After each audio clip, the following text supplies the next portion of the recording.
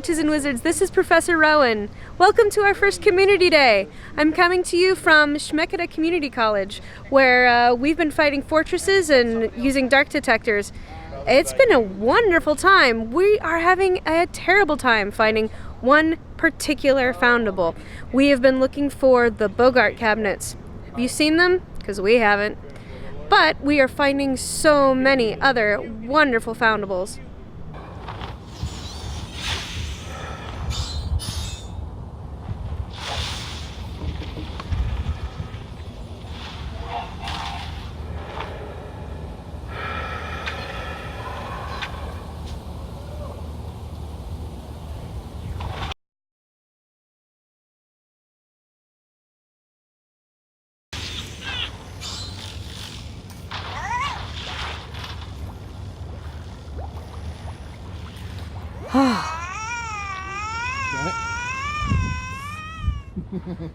I finally got to prestige the page.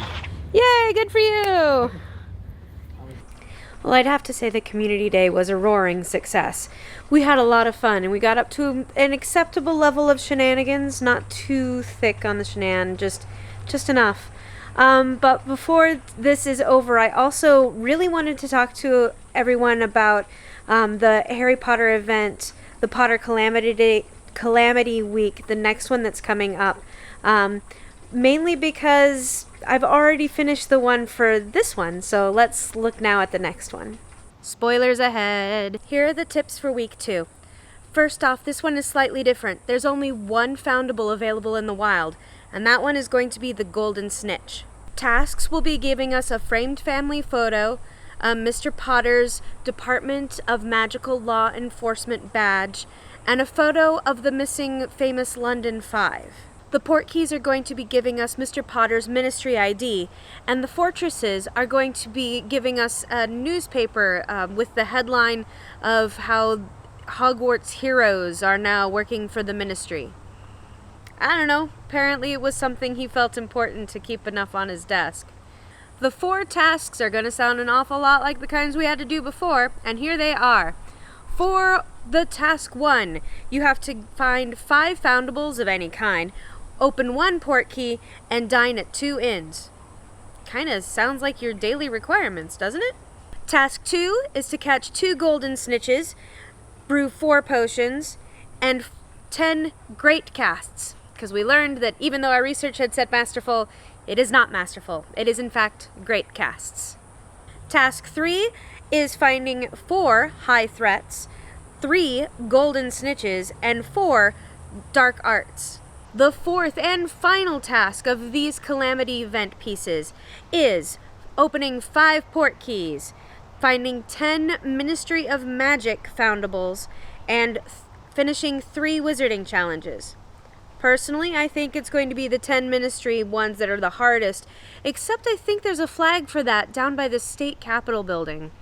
Might be able to find them there. Our awards, if they are all completed, which look an awful lot like the previous week, are 15 restricted books. I love them so much. 2,550 experience points, 50 gold, 2 stickers, another frame, and this time a lens with glasses.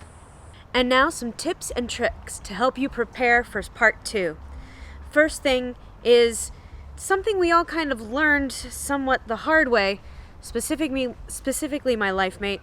If you have any brilliant Portkeys or any brilliant runes and you need to get your page finished using those, you need to get them done before part 2 starts. Once part 2 starts, the rune stones and the Portkeys that you collected during part 1, if you open them at that point, will now be giving you the foundables for part 2. So you need to make sure that you have those used up, especially if you say still need that 1 trunk. We have noticed something though. It seems to be a trend. There's a whole lot more energy being used to release brilliant foundables than their non-brilliant counterpart. I can get a regular Hedwig with 1 or 2 tries, but to release the brilliant Hedwig takes a few more than a couple of tries, more often than not. Same with casting to release Harry. I've done that spell many times before. Unfortunately, it seems to take a lot more energy out of me to get it in a brilliant event than it does in a regular event. So during the brilliant events, I think it's a really good idea to stock up on as much energy as you possibly can.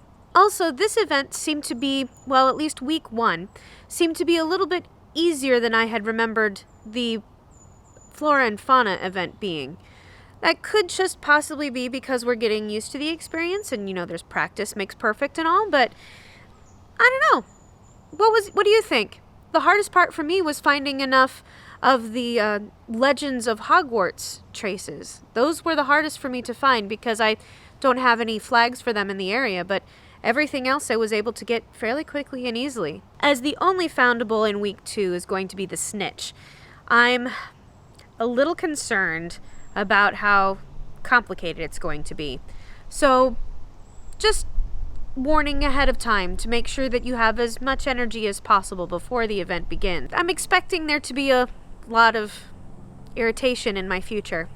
As far as the lore and what's going on with the Calamity, it does appear that the items that were going on for the week 1 event had to do with Mr. Harry Potter's childhood, which anyone who's read his 7-volume biography by Mrs. Rowling knows that it was very complicated and very troubling. So that must have been very hard for him, not just seeing him as a Dementor, but seeing Hedwig consistently again, and it just had to be odd. However, everything that's coming out for task 2 this next week all seems to be about Mr. Harry Potter now as he's an adult. God, I hate saying this, it sounds so morbid, but I'm kind of looking forward to learning more about him now as an adult.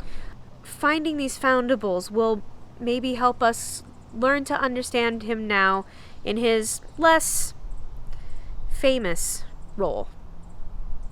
So my witches and wizards, that's everything you need to know about the second part of Harry Potter's Calamity event. If you have any questions, feel free to put them in the comments.